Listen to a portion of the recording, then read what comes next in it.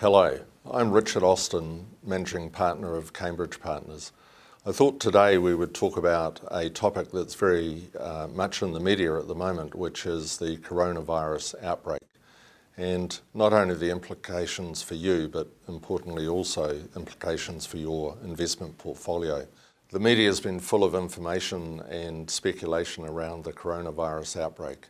And for you right now to feel nervous is absolutely normal. So if you are feeling nervous, please don't think that that's something that's abnormal for you. Many people are.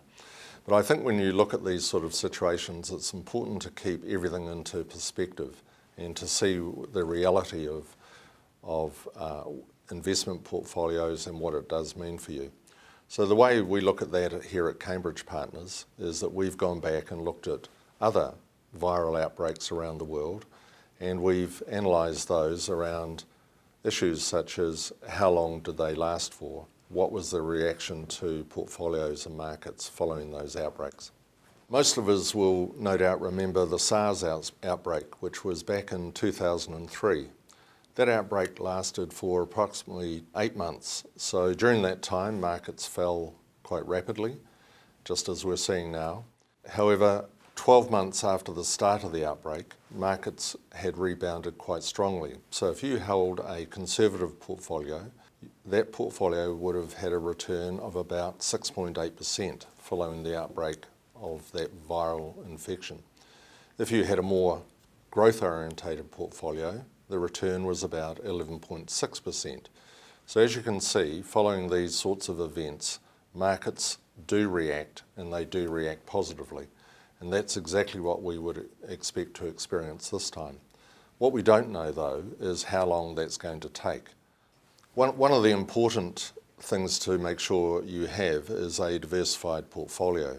At the moment, we're seeing growth assets, they are shares internationally and domestically, all falling in value as share markets around the world are pricing in this coronavirus impact on the markets and on the economies. However, most portfolios have defensive assets as well.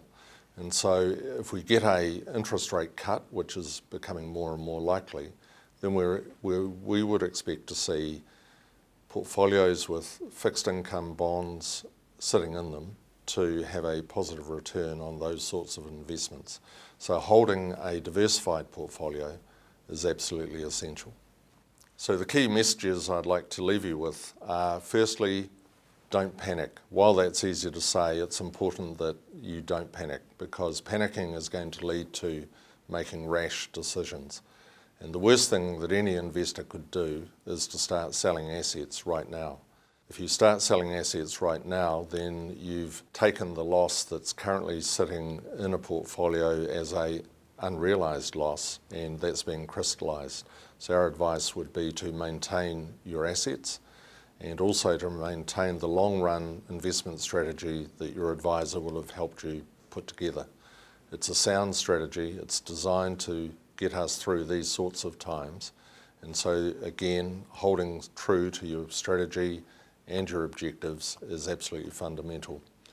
The downturn in growth asset pricing as well will present some buying opportunities for those portfolios that have cash that needs to be invested. If there is more information you would like regarding your portfolio in these circumstances, then please don't hesitate to give us a call, come in and see us, and we are very happy to take you through your portfolio.